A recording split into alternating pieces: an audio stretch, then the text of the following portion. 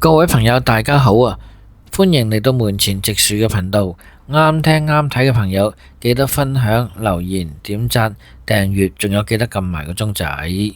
今日想同大家講下河馬同河伯互毆案嘅最新進展。何氏伉儷就唔再同大家介紹啦，應該冇人唔識佢噶啦。今日呢，河伯同何太就再次喺屯門裁判法院上庭。呢單案呢，由5月底開始，兩個人喺屯門青田村嘅電梯大堂發生激烈衝突，最後雙雙受傷送院。今日上庭呢，控方就加重咗對何太嘅控罪，而法官呢仲特別提醒咗河伯唔好接觸控方證人。究竟發生乜嘢事呢？等我哋逐一講解下。第一部分，案件背景。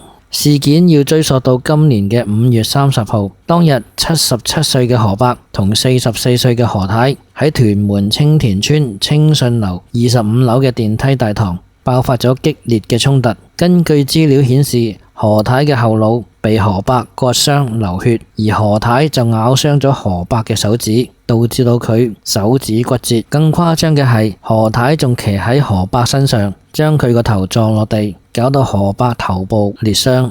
兩個人最後都要送院治療，而人員就以傷人罪拘捕佢兩個。第二部分，控罪演變。一開始嘅時候，河伯就被控有意圖傷人罪，即係傷人17，呢個係好嚴重嘅控罪，最高可以判終生監禁。而何太就被控比較輕嘅傷人罪。不過今日上庭嘅時候就有重大嘅改變，控方決定加重對何太嘅控罪，將佢由傷人罪改控為有意圖傷人罪，同河伯一樣嚴重。呢個意思即係話，控方認為何太唔係普通傷人咁簡單，而係有意圖想令河伯身體受嚴重傷害。第三部分，庭上戲劇性一幕。今日喺庭上面發生咗幾段好戲劇性嘅場面。首先，當法庭書記讀出修訂控罪嘅時候，何太即刻大聲講唔明白，我係無辜㗎。雖然佢嘅代表律師話已經解釋過控罪俾佢聽，但何太堅持話自己只係自衛，無心傷人。經過處理主任裁判官鄧少雄多次提醒之後，何太表示明白控罪。更有趣嘅係，裁判官仲特別提醒咗河伯一樣嘢，原來河伯早前試過想將信件轉交俾何太，鄧少雄就警告佢呢個行為好唔恰當，如果信入邊涉及案情或者證供，就會有機會妨礙司法公正。河伯聽完之後都表示明白。根據現場嘅消息，今日嘅聆訊吸引咗大量嘅市民去旁聽，可見呢單案件真係全城關注。兩名被告都需要警員護送離開法庭，而大批市民就沿途追隨拍攝，場面相當熱鬧。第四部分，案件走向。由於控罪加重咗，呢單案件而家會轉介去區